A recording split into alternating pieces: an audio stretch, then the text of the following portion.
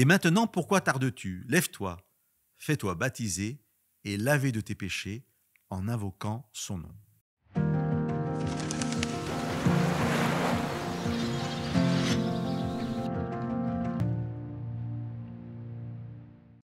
Dans l'émission précédente, nous nous sommes arrêtés sur les premières paroles d'Ananias lorsqu'il accueille Paul à Damas après sa conversion.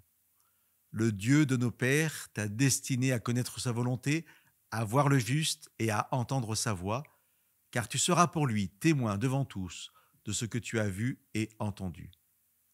J'aimerais qu'aujourd'hui, nous nous laissions interpeller par la suite du discours d'Ananias à Paul, discours que je vous ai lu en introduction.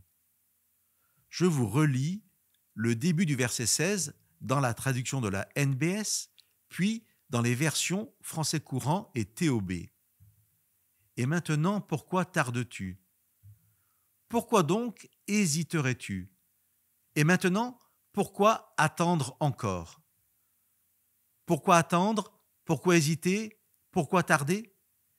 Certains pourraient répondre « pourquoi pas ?» L'engagement avec Dieu n'est pas une mince affaire. Il demande parfois des choix radicaux et il y a de quoi hésiter, attendre, tarder un peu. Ces paroles d'Ananias m'interpellent personnellement. Ce n'est pas simplement une interpellation pour une question de baptême comme dans le texte, mais bien pour tout ce que Dieu met dans mon cœur et que j'hésite parfois à accueillir. Ananias rappelle à vous et à moi qu'il n'y a aucune raison de tarder, d'attendre, lorsque le Seigneur a mis une assurance dans notre cœur, l'assurance d'un choix à faire, d'une attitude à adopter. Je me répète, souvent, ce n'est pas la conviction qui nous manque, mais la crainte des conséquences de nos choix pour Dieu.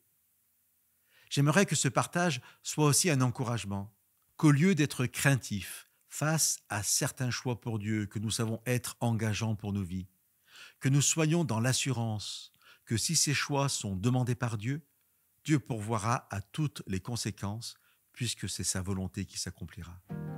Que Dieu vous bénisse et vous donne sa paix.